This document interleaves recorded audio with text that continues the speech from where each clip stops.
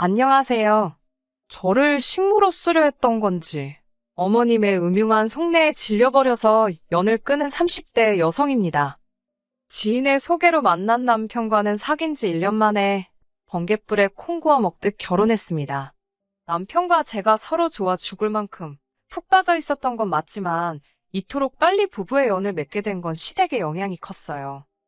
사귄 지 얼마 지나지 않아서부터 남편이 시댁 식구들이 저를 궁금해한다며 인사만이라도 드리자고 하도 애걸복걸을 하더라고요.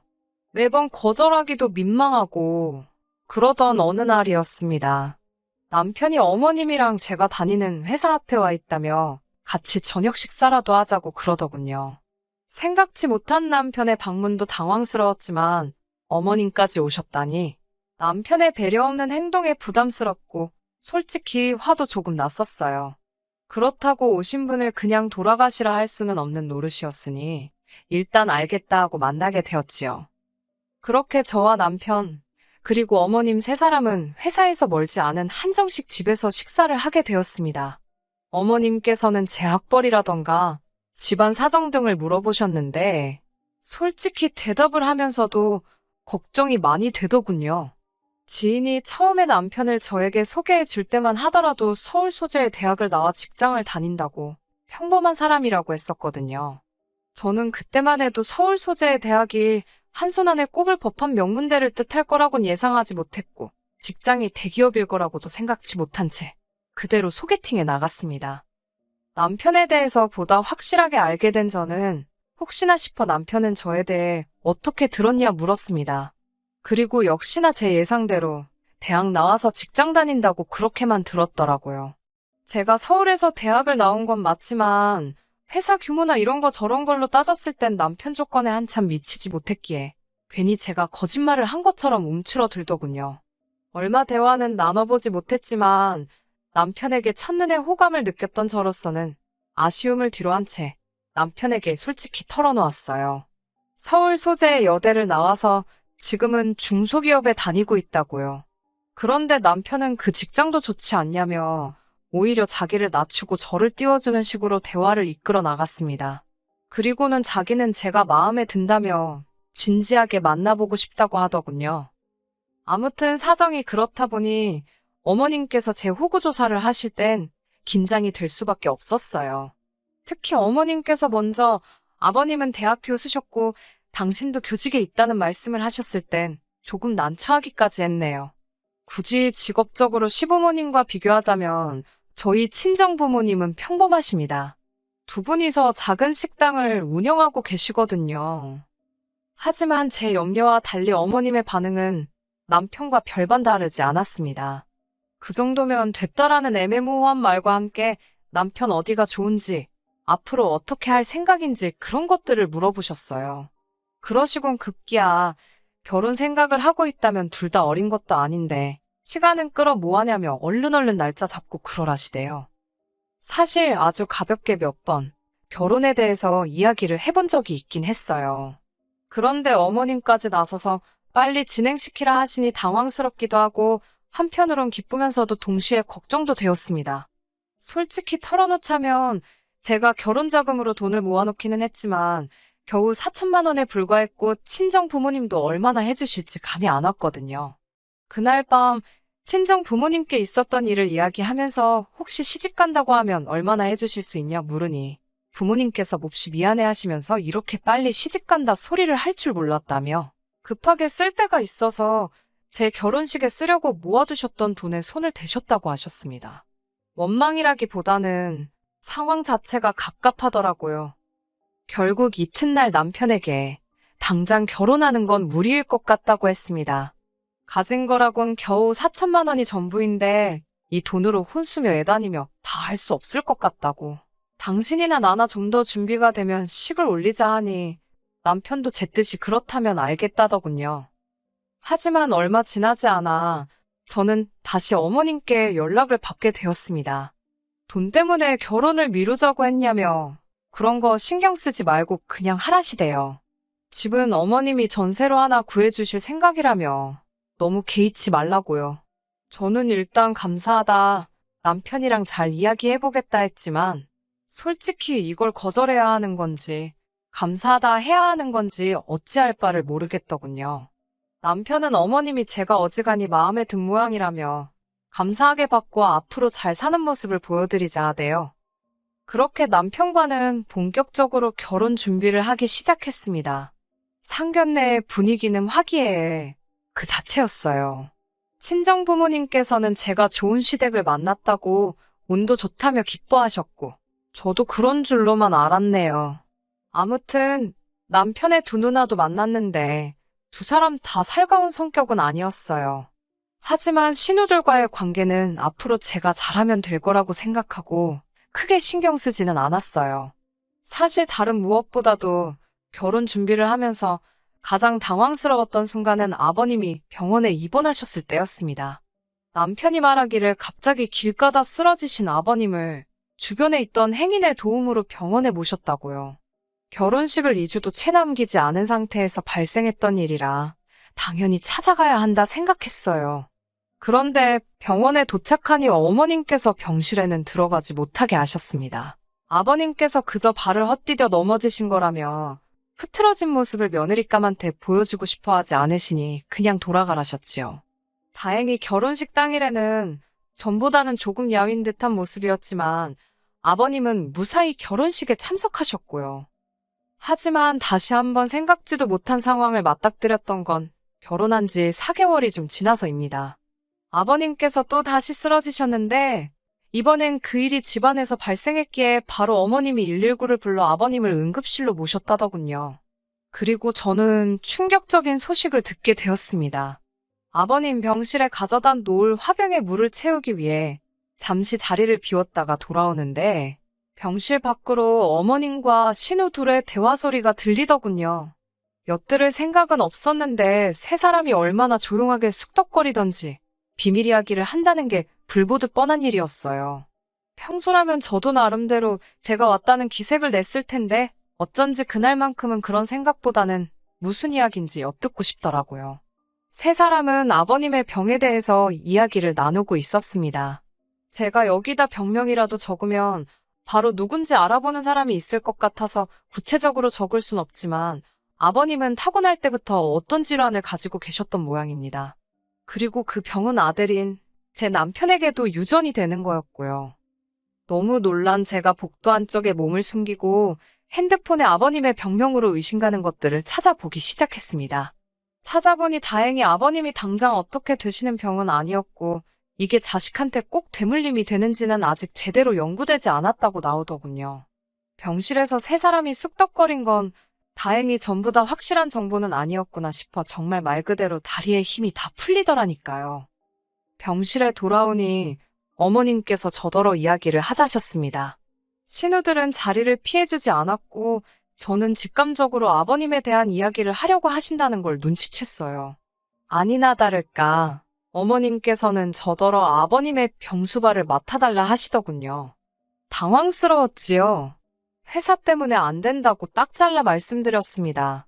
괜히 난처해야 하는 기색이라도 보이면 오히려 더 해달라고 매달리시는 건 아닌가 싶어서 확실하게 거절을 했어요. 그랬더니 어머님께서는 아무리 그래도 그렇지 어떻게 생각해보는 척도 안 하고 거절을 할 수 있냐며 서운하다 하시대요. 저는 정말 죄송하지만 회사를 다니는데 생각해보고 말고 할 수도 없는 노릇이라고. 신우들은 안 된다 하냐니까 걔들이 병수발을 어떻게 드냐입니다.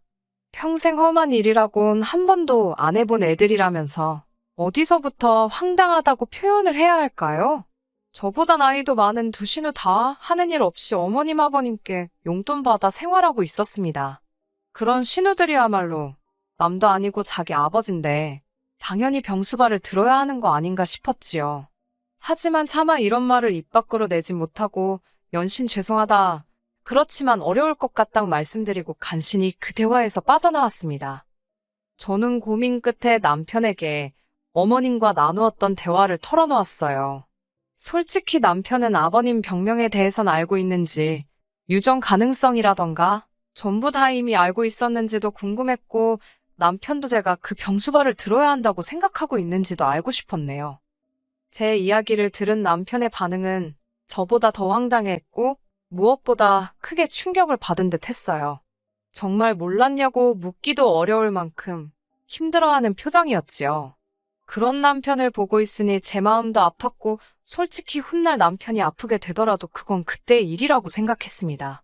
지금 당장은 건강한 남자였으니까요. 저는 일단 남편에게 아버님 병수발은 절대로 들고 싶지 않다고 솔직히 털어놓았습니다. 남편도 걱정하지 말라고 어머님 계시고 안 된다 하면 누나들도 있고 그리고 자기도 있는데 제가 할 이유가 뭐냐고요. 그리고 저를 옆에 앉혀놓고 남편은 어머님께 전화를 걸었습니다. 어머님더러 제가 아버님 병수발을 들지 않을 거라며 다시 한번 못을 박더라고요. 그러자 어머님께선 크게 노하신 목소리로 자식 키워봤자 소용없다더니 네가 딱 그렇다면서. 그러더니 남편더러 집까지 해져가면서 결혼시켜줬더니 부모 뒤통수를 이렇게 치냐고. 내가 네 마누라 뭐가 예뻐서 그렇게 잘해줬겠냐. 그래도 순하니 말귀도 잘 알아들어 먹고. 한마디로 부리기 좋을 줄 알아서 절 받아주셨다는 뭐 그런 말씀을 하고 계시더군요. 그러더니 급기야 어머님께선 머리 검은 짐승은 거두는 게 아니라더니 그 소리를 듣고 처음에 저는 갑자기 왜 이런 말씀을 하시나 싶다가 순간 설마 싶어 남편을 쳐다봤습니다. 남편 얼굴이 벌겋게 달아올랐더라고요. 전화가 끊어지고 남편에게 추궁해 이게 다 무슨 일이냐 물었습니다. 그러자 남편이 멋쩍게 웃더니 저더러 놀라지 말라면서 실은 어머님이 친어머니가 아니라는 이야기를 하더라고요. 놀라지 않겠다고 했지만 정말 크게 놀랐지요. 남편이 말하기를 남편을 낳고 얼마 되지 않아 친어머니께서 세상을 뜨셨답니다. 그리고 얼마 지나지 않아 혼자 아이를 키우기 어렵다 판단하신 아버님께서 지금의 어머님과 재혼을 하셨다고요. 신우 둘은 어머님이 첫 번째 남편과의 사이에서 낳은 자식들로 다시 말해 아버님의 친자식들이 아니었어요. 아무리 친자식이 아니라고 해도 이제껏 같이 산 정이 있는데 남편 또한 저와 같은 생각을 하는 눈치였습니다. 게다가 남편 말로는 어머님께서 얼마나 남편과 아버님 사이를 이간질해댔는지 나중엔 누가 가르쳐 주지도 않았는데 남편 스스로 어머님에게 잘 보이려고 애를 많이 썼답니다. 아버님은 어차피 자기 편을 들어주진 않으시니 어머님하고라도 잘 지내야겠다 싶어서요. 그 이야기를 듣는데 어찌나 속상하던지. 아무튼 어머님께선 그 전화통화 이후로 걸핏하면 전화 남편에게 전화를 거신 뒤 염치가 없다, 뻔뻔하다며 막말을 쏟아내셨습니다. 심지어 하루는 저희 회사에 전화를 걸어 시애비도 몰라보는 며느리라고 당장 회사에서 내쫓으라는 막말을 하셨고요. 이때는 저도 도저히 참을 수가 없어서 명예훼손으로 고소해버릴까도 싶대요. 그나마 다행히 회사 내에서 평판이 좋았던 덕분에 다들 어머님의 말보다는 평소에 제가 보인 모습과 제가 하는 이야기를 믿어주었고 결국엔 남편 입장도 있고 해서 이번이 마지막이다 생각하고 꾹 참았지만요. 한편 어머님의 도를 지나친 억지로 지친 저와 남편은 상해 끝에 어머님이 사주신 집에서 나왔습니다. 어차피 어머님 이름으로 계약된 전셋집이었으니 그냥 비워두고 나와서 저희 둘이 오피스텔로 들어갔어요. 남편이나 전화 버는 건 적지 않았기에 당장에 월세 내며 사는 데는 무리가 없었거든요. 그러자 어머님께서 자세를 바꾸셨습니다. 윽박 지르고 화를 내시던 어머님께서 당신이 언제 그랬냐는 듯이 불쌍한 척을 하시더라니까요. 견디다 못한 제가 간병인을 부르시면 어떠냐 하니 멀쩡한 며느리가 있는데 못하러 생판 남한테 아버님을 맡기냐며 저더러 그런 소리 하는 게 아니랍니다. 정작 아버님한테 진짜 관심이 없는 건 신우들이었는데 저만 아주 못된 사람이 되어가고 있었지요. 그러던 어느 날 어머님이 연락도 없이 저희 집에 찾아오셨습니다. 남편도 저도 집에 있었는데 어머님은 남편도 있을 거라곤 예상치 못한 눈치였어요. 하지만 당황한 기색도 잠시. 얼마나 중요한 이야기라도 하시듯 어머님은 소근소근 당신이 곰곰이 생각을 하다 기억이 났다면서 상견례 때 저희 어머니가 하신 이야기를 언급하시더라고요. 상견례 당시 양가 어른들끼리 요새는 뭐하고 지내시냐. 그런 이야기가 나왔고 친정어머니께선 요양보호사 자격증을 땄다는 말씀을 하셨거든요. 제가 알기론 친정어머니가 그 자격증으로 큰돈을 벌겠다. 그런 의도는 전혀 아니시고 훗날 친정아버지가 편찮기라도 하시면 당신이 도움이 될 수 있지 않겠나? 그런 생각으로 따셨다고 들었어요. 그런데 그 이야기를 하시면서 너네 엄마. 이 소리도 아주 들을 때마다 짜증이 납니다. 배울 만큼 배웠다는 양반이 걸핏하면 말끝마다 너네 엄마, 너네 엄마. 그날은 저도 너무 짜증이 나서 너네 엄마라고 하지 마시라고 사돈이라고 하시라고 한마디 싸붙였네요. 그러자 어머님께선 저를 매섭게 노려보시더니 알겠다 하시는 말과는 달리 이후로 아예 호칭을 생략하고 말씀하시더군요. 아무튼 친정 어머니를 언급하시면서 당신이 저희 어머니를 고용하겠답니다. 저는 처음에 어이가 없어서 저희 어머니를 고용하신다니 그게 무슨 소리냐 되물었고 어머님께서는 다시 한번 내가 니네 엄마 돈 주고 쓴다고 그러시는 거예요. 저는 됐다고 말도 안 되는 소리 하지 말라 했어요. 남편도 어머님더러 제정신이냐고 사돈을 돈 주고 쓰네만에 그런 소리가 어딨냐고 그리고 어떻게 장모님이 아버지 병수발을 드냐 했더니 원래 요양보호사 같은 직업이 그런 거 하는 거라며 당신도 찾아봤답니다. 그러면서 원래 배운 거 없는 사람들이 남의 똥오줌 받아내며 돈 버는 거라고 그러시대요. 저희 어머니를 모욕하는 어머님의 말에 저는 이성의 끈을 놓치고 말았습니다. 저는 어머님을 똑바로 보고는 그 시절에 고등학교까지 나온 저희 어머니랑 요즘 같은 시절에 날라리 짓거리 하느라 고졸도 못한 큰 신우랑 누가 더 배운 거 없는 거냐 사붙였습니다. 어머님 이론대로면 신우는 평생 남의 똥오줌이나 만져가며 돈 벌어야겠다고요.